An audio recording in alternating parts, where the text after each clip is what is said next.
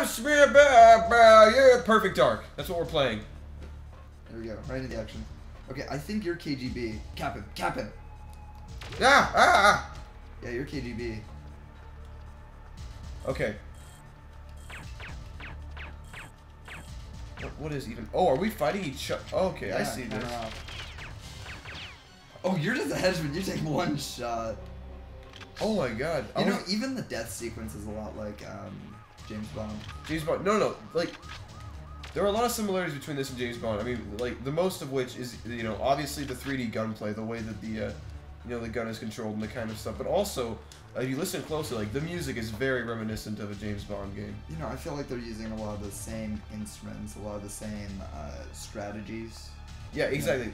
Yeah. I would not be surprised if it was the same composer. You know, it has the same kind of eerie quality. Can you really call it a composer? Absolutely. Absolutely, no doubt. I mean, like, game music, I mean, game music history is really rich, I'd like to say, because, I mean, if you look at really simple, oh, okay, another henchman death.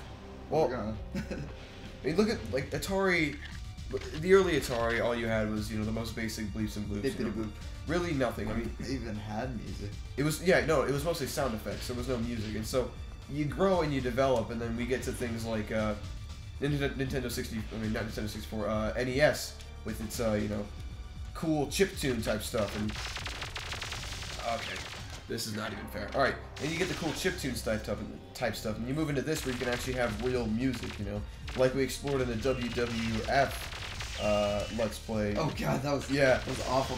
The thing is, I think that was them experimenting with like a recording. Yeah. Perhaps you were right. Because I know they have like real to life like emulated human voices. Yeah, yeah.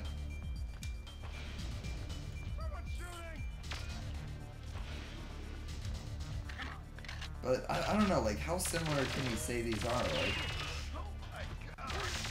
Like, I would argue that they're almost identical, and like, if I were to hear this same music in GoldenEye 007, if I hadn't played it for a while, would not. Yeah, the would not know.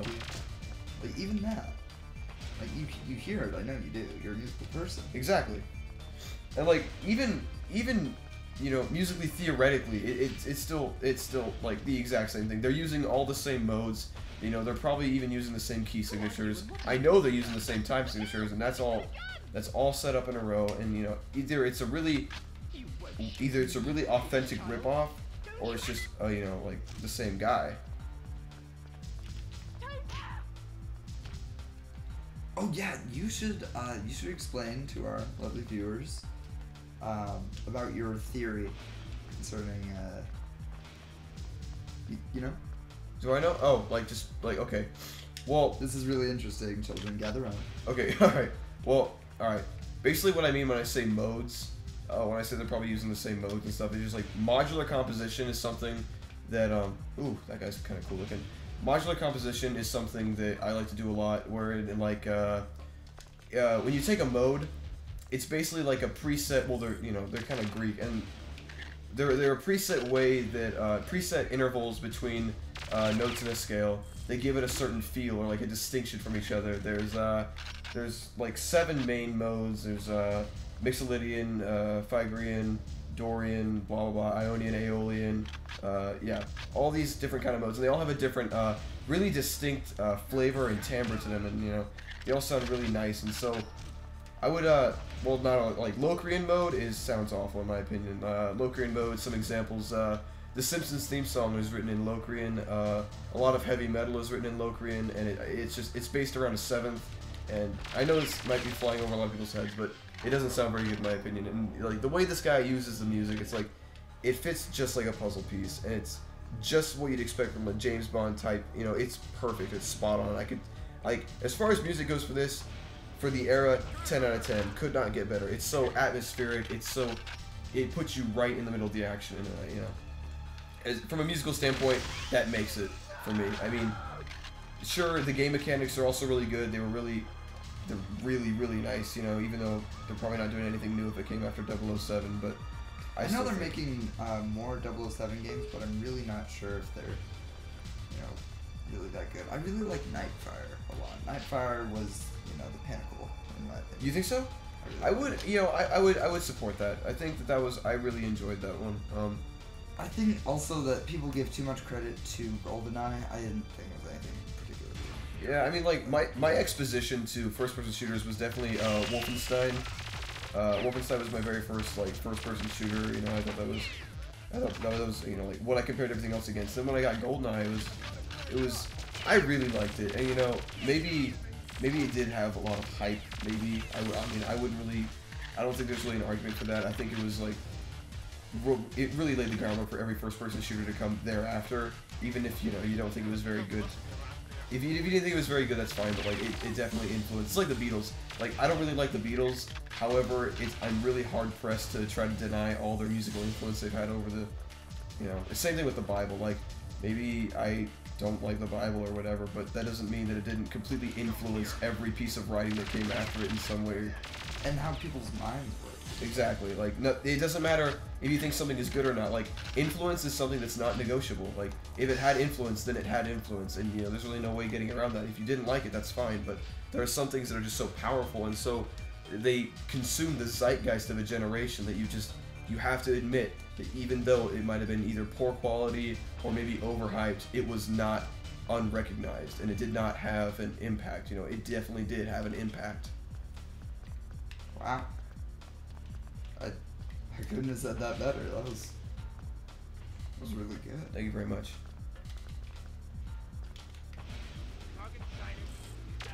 Now, where are you? I'm curious to see how this is going to develop in the comment section. Yeah, I'd love to hear them correct me about all the theory stuff I might have gotten wrong, and I'd love to see all the historical references. Everyone's going to turn to a musical expert, and everyone's going to turn into like a hardcore theist or creationist or Scientologist. There you go. Did I just let you win? Okay, cool. Yeah, no big deal. Well, that was a. Wait, you got a kill? Oh, the guy you killed. Yeah, I definitely killed. Well, yeah, I definitely killed one of my own guys. Kill? Well, I didn't know. I mean, I thought it was more of a race to see who could, extract the data first. See, that's what I thought it was too. I thought it'd be cool. I definitely think that. Are there any games that let you do that? It's like a spy versus spy race against time. Because I would be interested in playing that. Because what we just did was more of like a Dead Space 2 multiplayer, Left 4 Dead kind of thing. Yeah, or exactly. I would say Left 4 Dead, but that Left 4 Dead multiplayer is interesting. I really liked Left 4 Dead multiplayer. Yeah, they nerfed the servers on what's it called? On the Xbox. I was mad, dude. Yeah.